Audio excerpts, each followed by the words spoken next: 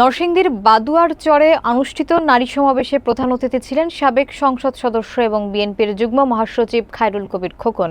এতে বিশেষ অতিথি হিসেবে উপস্থিত ছিলেন অ্যাডভোকেট শিরিন সুলতানা এবং জেলা ও উপজেলা মহিলা দলের নেতৃবৃন্দ।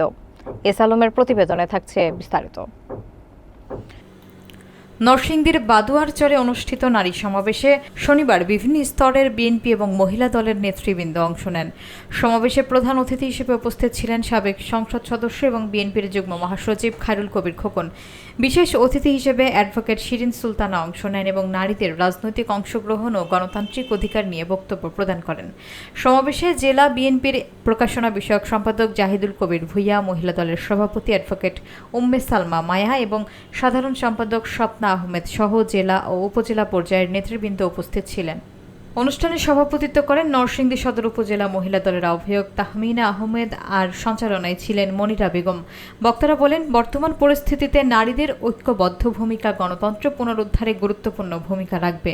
অনুষ্ঠানের এক পর্যায়ে হাজীপুর ইউনিয়ন পরিষদের সাবেক চেয়ারম্যান মহালম সরকার এবং ইউনিয়ন বিএনপির সদস্য সচিব আব্দুল হান্নান সরকার সমাবেশে যোগদানকারী জনতার প্রতি ধন্যবাদ জানিয়েছেন।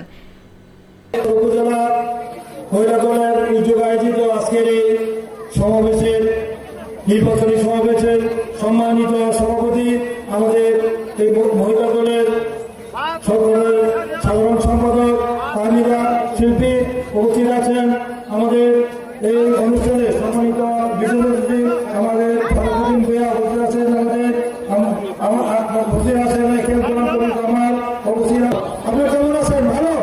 যে আমার অনিচ্ছাকৃত বিলম্বের জন্য আমি আন্তরিকভাবে দুঃখিত। আপনারা কোনো সুন্দর বিলম্ব হয়েছে, তাই আমি শেষ মুহূর্তে এসেছি।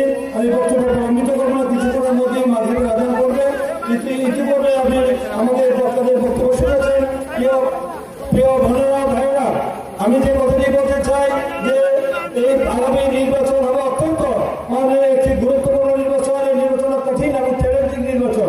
দলের একটি চেয়ারম্যান তারা প্রদান করেছেন। তিনি আমাকে জানেন যে নরসিংদী সদর 1 থেকে ধানেশের প্রার্থী হিসেবে আমাকে মনোনয়ন দিয়েছেন।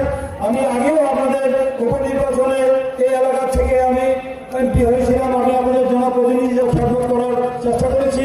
আমি প্রায় 1.5 বছরে প্রায় 350 কোটি টাকার আমি উন্নয়নমূলক কাজ করেছিলাম। আগামী দিনে যদি কোনো সুযোগ পাই, আপনারা যদি আমাদের নেতা বলছেন যে ক্ষমতার কথা বলে না, ক্ষমতার মধ্যে কি দাম্ভিকতা অহংকার আছে? ক্ষমতা হলো মহান রাব্বুল আলামিন। সেই সকল রাজনৈতিক ক্ষমতার উৎস রয়েছে জনগণ।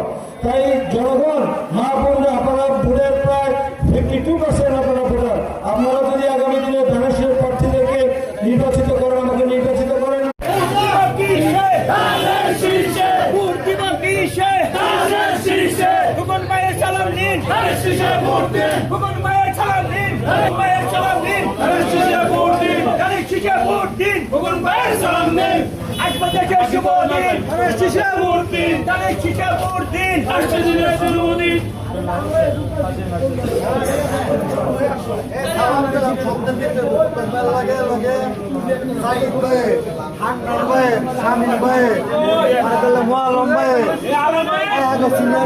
সালাম দিতে বলে